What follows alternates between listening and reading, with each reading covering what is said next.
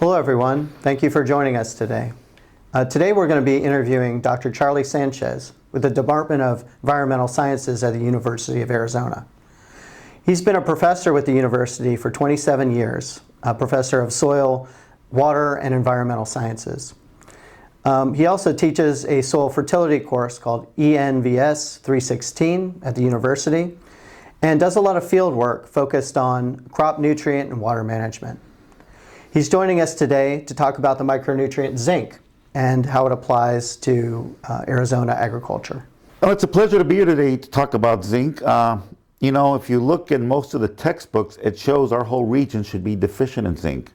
And most of us know that the pecan growers out east and in central Arizona have used zinc for decades, but we have not used it here in the Yuma region on the vegetable crops, primarily because we had not got an economic response to that.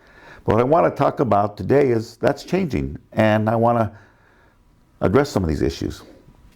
As I noted, we had not got a response, but we're beginning to see the occasional response to zinc. And we did a bit of work, and we've seen crops such as lettuce and spinach, broccoli, cauliflower respond to zinc. So the question is, where can we anticipate a response to zinc and where we would not anticipate a response to zinc? And that comes down to using soil testing. So you take a standard soil sample during the summer off-season? The same sample they would test phosphate with, they would just check off an additional box and they would perform a DTPA micronutrient extraction, and that would give them some values for zinc.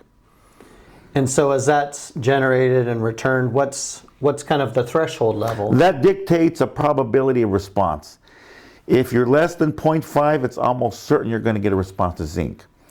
If you're in the range of 0.5 to 1, a response is probable.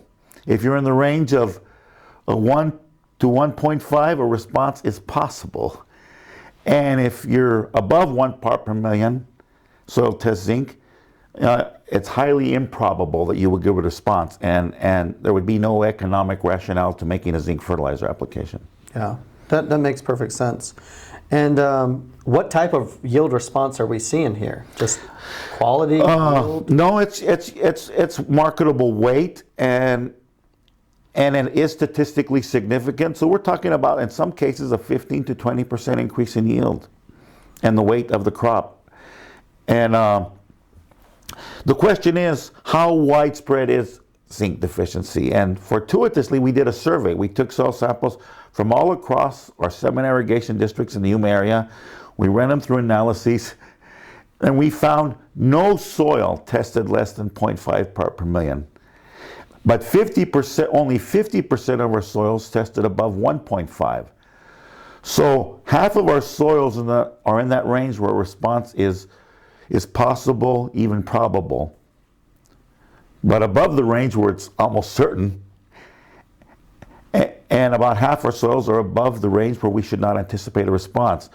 So I guess my conclusion is it's prudent to routinely test for soil test zinc, because we might be missing yield, production, and economic opportunities by ignoring it.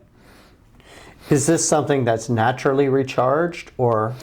Well, the soil test is an indication of the labile zinc, or what's potentially available over the season. And probably over multiple decades of cropping, we're depleting that labile pool. The other thing that may be a contributing factor is the large amounts of phosphate fertilizer we use. Phosphate fertilizer will tie up zinc and antagonize zinc uptake, and we have to apply a lot of phosphate for maximum production of our vegetable crops, and that may be a factor for our recent observation that we are getting responses to zinc fertilizer. And so when they receive this soil sample and soil test analysis and they get the results, how would they go about treating that deficiency? You know, you can apply zinc to the soil or you can apply foliarly. The pecan industries out east apply it all foliarly. However, I have a preference towards soil application here. The challenge is you don't need to apply that much zinc 5 to 10 pounds to the acre. How do you apply 5 to 10 pounds over an acre? Well, the only way is to blend it with another bulk fertilizer, such as your phosphate, or use a phosphate fertilizer that has zinc embedded in the granules. There are commercial products of that nature. Not endorsing any product, but Micro Essentials is one, and 40 Rock is another. And we've tested those products; they work well, and they're a good source of zinc as well as phosphate fertilizer.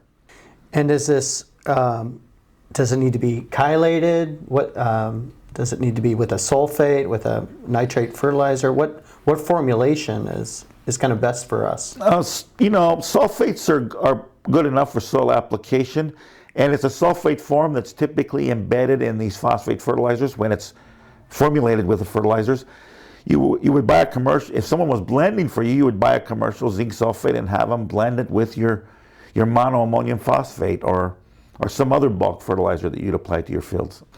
Now, foliar application, that's a possibility too. If you're a bind, you're behind the 8 ball, you find zinc deficiency in season, you can make a foliar application. It's a little tricky. The threshold between adequacy and toxicity is narrow. So you got to apply zinc in a manner that doesn't burn the crop, and that's tricky depending on the weather outside, depending on your spray equipment. And you got to weigh in economic considerations. Every time you put a tractor in the field these days, it's about $50 an acre. So is that something you can mix with your pesticides, your insecticides, and then you have to concern yourself with compatibility of the other chemistries. But usually those things can be worked out, and an individual can perfect that approach. But again, I'm partial to soil application. A soil test will tell you if you need it. You can apply it with a bulk fertilizer or embed it in the bulk fertilizer. And you don't have to apply every year. Once you apply it like that, it's probably good for 5 years before you start seeing deficiencies again. And so you recommend the soil test rather than a tissue test? We have criteria for both. A soil test helps you get out in front of the issue. A tissue test is often a pseudo post-mortem diagnosis, and you can still make some progress there, but you're swimming against the tide there. It's already too late. You've already lost maximum. You've lost some yield, but that doesn't mean you can't partially recover. But it's better to try to get ahead of the curve and make a call off a pre-plant soil test. Does it take a long time for the zinc fertilizer to be a plant available? No. It's zinc sulfate, or if it's formulated when your phosphate fertilizer is pretty soluble in our soil, so it's available as that crop emerges and needs it. Okay, and you mentioned we can have a problem with excessive phosphorus with the uptake of zinc. My understanding is iron, manganese, copper can all have similar uptake issues. Phosphorus can tie up most of the micronutrients. We have nothing near deficiency on any other micronutrient to my knowledge. We see iron's fine, we see copper's fine, we see manganese is fine, but we're beginning to see zinc deficiencies, and the extent to which we use phosphate for maximum production of vegetables may have a role in that. But we don't want to cut back on phosphate for that sake alone. So I guess moving into the future, we want to make phosphate fertilization calls based on phosphate test and make zinc fertilization calls based on zinc soil tests. Sure. And that same soil sample you collect after the flat water, the pre-irrigation in the summer, is suitable for both diagnostic tests. Yeah, to me, it's like you said, according to everyone, we should be in zinc deficiency conditions because of our alkaline soils. Theoretically, our soils have a strong carbonate chemistry, and theoretically we should be deficient. We have not been because a number of reasons. One is the equilibrium in our soil.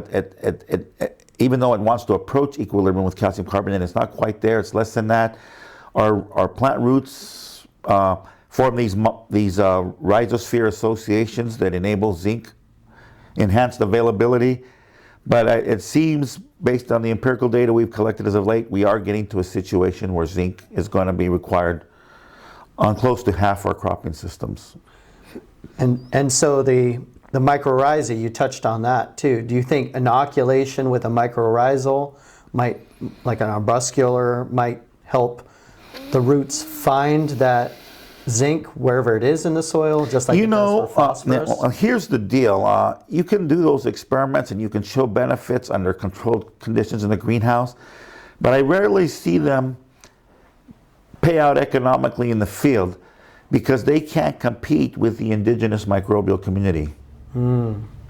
So I rarely see them in a real world, a practical commercial field situation where they're a substitute to simply a micronutrient application or a phosphate application. Of course, yeah, agreed. When you have high fertility, you don't have that need for that mycorrhizal. Well, yeah, it's not free. It's a symbiosis between a plant and it, and the plant's trading carbohydrates for greater access to nutrients. So a plant is declined to enter in that relationship if it has what it needs elsewhere. And in commercial production, you rarely see nutrient deficiency, at least in produce. Well, you want to implement, your economic viability depends on you evading those through soil and plant tissue testing.